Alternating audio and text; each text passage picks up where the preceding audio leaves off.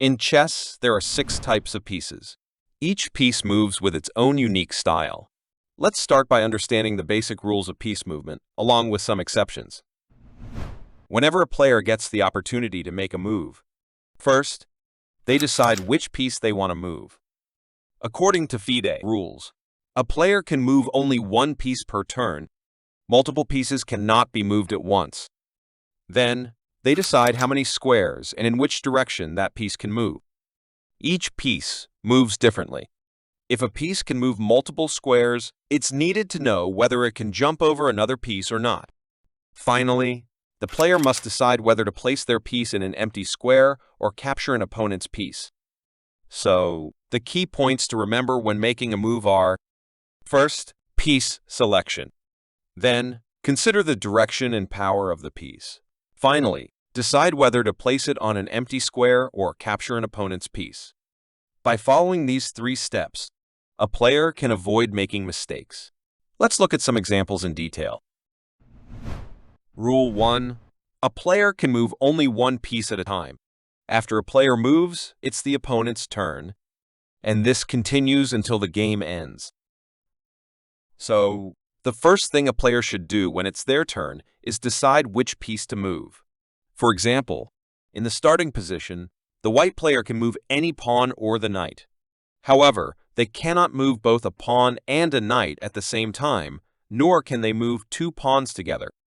In some regions, the white player moves 2 pawns at once on the first move, which is incorrect. Similarly, in this position, the black player can move the king, queen, or any other piece, but not 2 at once. The only exception to this rule is casting, where the king and rook are moved together, which we'll discuss later. Rule 2. Each piece has its own unique style of moving. Before making a move, it's important to consider the following things. In which direction can the piece move? How many squares can it travel? Can it jump over other pieces or not? Most chess pieces can move in any direction, with the exception of the pawn. Pawns move forward but cannot move backward. The king and pawns can move 1 or 2 squares. Knights move in an L shape, and queens, rooks, and bishops can move as many squares as they want. Except for knights, no piece can jump over other pieces.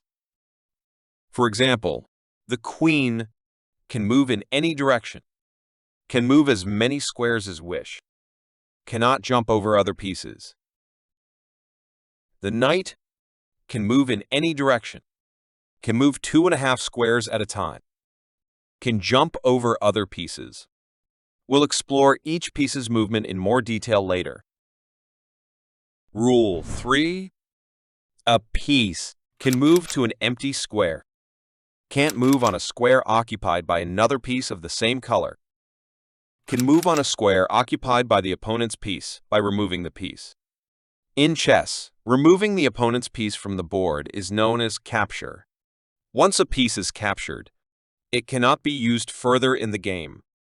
For example, in the given position, the white queen can move to either b5 or f3, as these squares are empty. It cannot move to d2 or b3, since the same color pieces are there. The white queen can also move at g5 by removing the opponent's queen. As a result, the black player loses the queen.